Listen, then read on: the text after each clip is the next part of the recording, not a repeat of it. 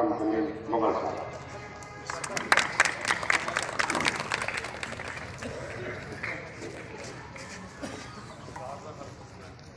अस्सलाम वालेकुम। मेरा आज राघव आना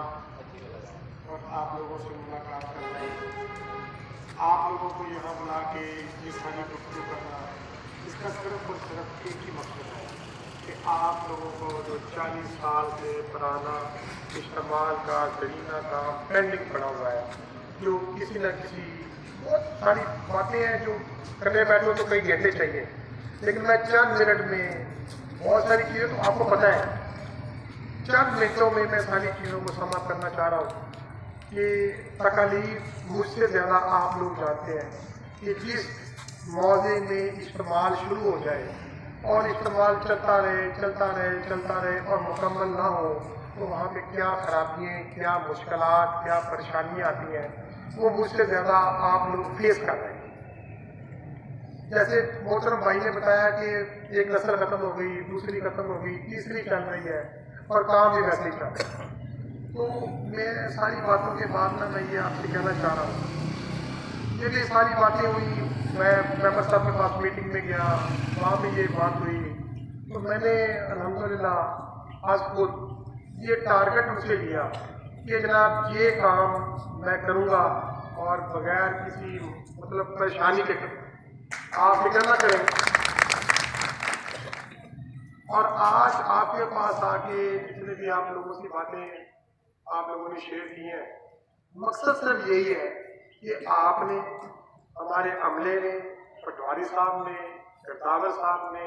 सीओ साहब ने, मैंने या हमारे जो सीनियर्स हैं उन्होंने ये काम करना है और आज हम इसी नीयत से आए।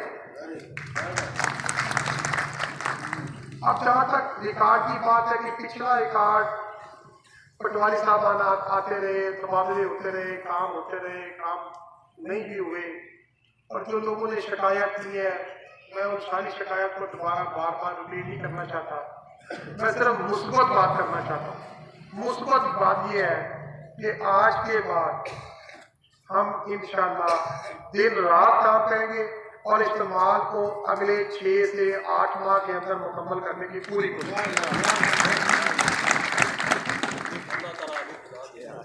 मैंने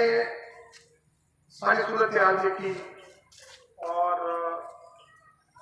जो राना अकरम पटवारी साहब हैं, इनके पास मौजा मोकल का भी चार्ज है, उस वक्त सिर्फ वही था। तो लोगों ने मुझे कहा कि ये फला पटवारी ऐसे है, फला पटवारी ऐसे है, जितना ऐसे है। मैं खामोशी से लोगों की बातें भी सुनता रहा,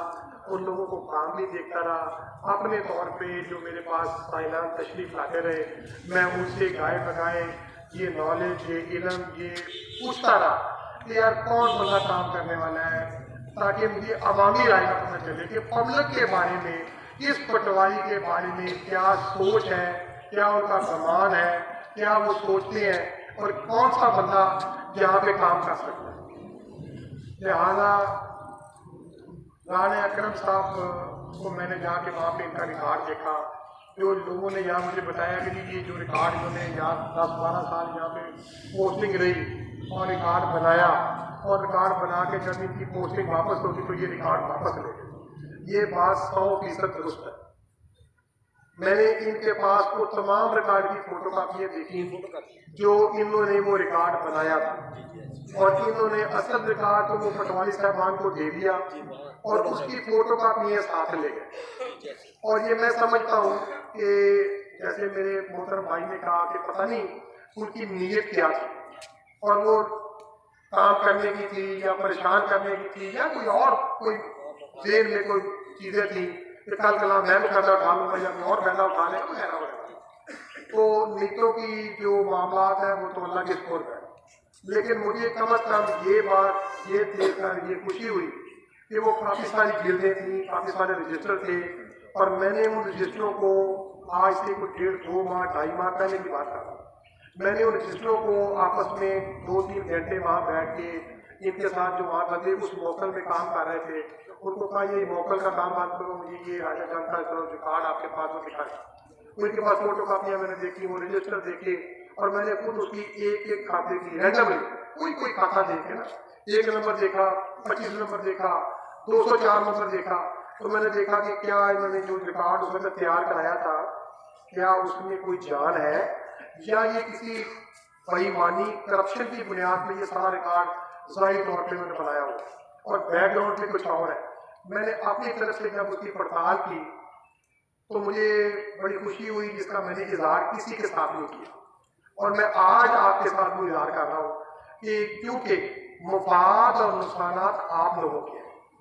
पटवारी आएंगे, आते रहेंगे और आते रहेंगे, आते हैं, अपने काम करते हैं, हो सकता है कोई मुफाद भी उठाते हो, बल्कि उठाते हैं और फिर चले जाते हैं। इसी तरीके से गवर्नर साहबान, रेवेन्यू अफसर साहबान, तहसीलदार साहबान भी आते हैं और अपना टाइम गुजारते हैं और चले जाते हैं। लेकिन अल्हम्दुलिल्लाह मैंने अपने दिल में ये नियत की है कि मैंने सिर्फ अल्लाह की रज़ा की खातर ये काम करना है। और मैंने अलैदगी में मुझे कहना नहीं चाहिए, लेकिन मैं आपकी खुलूस, आपकी मोहब्बत दे के, आपकी ये चाहत दे के कि आप चाहते हैं ये काम हो जाए, मैंने 2 मौज़ूआत में विजिट किया है और दोनों मौज़ूआत में लोग इतने डिसअपॉइंटेड हैं, इतने परेशान हैं कि उन्होंने मुझे कहा सर खुदा का वास्ता है इस्तेमाल बंद कर। और मैंने खुद भी महसूस किया है कि वहाँ पे इस्तेमाल नहीं होना चाहिए।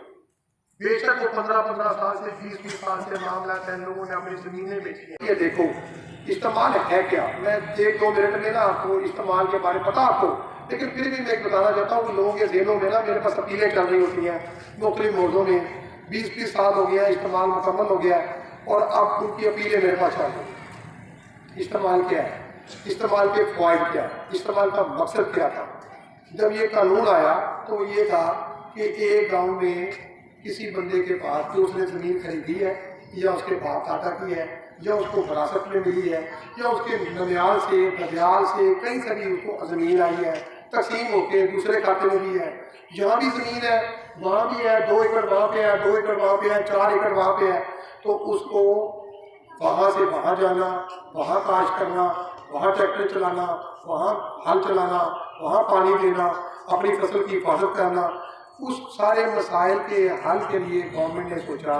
कि ऐसा काम किया जाए, ऐसा कानून बनाया जाए कि एक ही किस्म की ज़मीन एक ही शख्स को एक जगह इकट्ठी करना जाए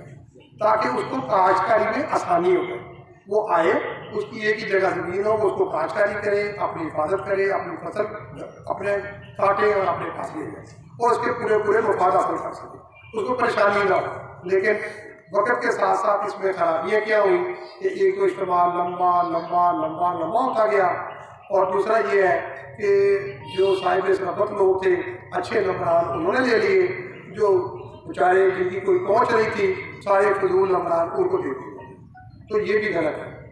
और यही वजह होती है कि इस्तेमाल हो जाता है, फिर इस्तेमाल टूट जाता है, फिर इस्तेमाल हो जाता है, फिर इस्तेमाल टूट जाता है, फिर यही सिलसिला चलता है। तो मेरी आपसे गुजारिश ये है कि मैं आपसे वादा करता हूँ कि मेरे इल्म में जो चीज़ आ जाएगी हम मेरिट से अलावा काम नहीं करने देंगे। जिसका जो हक बनता है, जिसका जो हक बनता है उसे दिया जाएगा। बेशक दूसरा बंदा जितना मर्जी कोई पैसे खर्च कर ले, कोई अपने इख्तियारात को इस्तेमाल कर ले, कोई और कुछ कर ले, तो वही करेंगे जो हमें करना चाहिए, जो हमारी इखलाकी, कानूनी, माशरती और दीनी जिम्मेदारी है। देखिए एक दिन अपने आपके पास आपने सामने मैंने और इस पटवारी साहब ने भी पेश होगा, मैं आप अपने आप को भी और आप सामने को भी ये कहूँगा कि देखें हमें सारा काम ठीक करना चाहिए। आपकी जिम्मेदारी सिर्फ इतनी है कि आप पटवारी को, मुझे, सीओ साहब को, किसी बंदे को ऐसे काम के लिए मजबूर न करें जो इखलाकी तौर पर मुनासिब नहीं है।